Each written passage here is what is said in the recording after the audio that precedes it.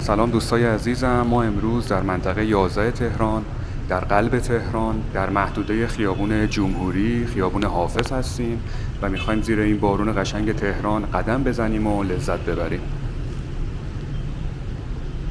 خیابون جمهوری تهران یه خیابون خیلی قدیمیه که در این محدوده‌ای که ما هستیم بورس لوازم صوتی تصویری و فروشگاه موبایل در اینجا قرار داره.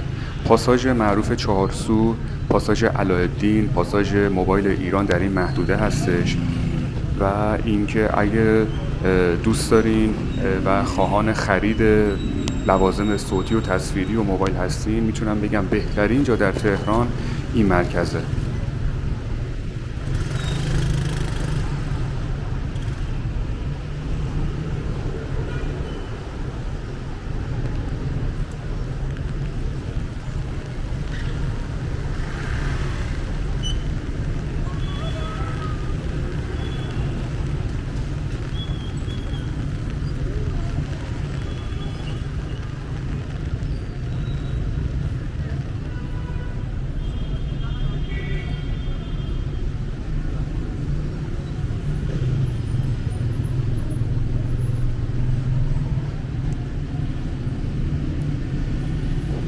ما الان از سمت میدون بهارستان به سمت میدون جمهوری حرکت میکنیم و همونجور که بهتون گفتم این راسته پر از فروشگاه‌های صوتی و لوازم صوتی تصویریه و بیشتر جاهای ایران میان از این مرکز خرید میکنن و میتونم بگم قیمتش نسبت به جاهای دیگه تهران میتونه یکم کمتر باشه، ولی خب اون مزیتی که داره اینه که شما به راحتی میتونید انواع اقسام برندها رو تو این خیابون ببینید.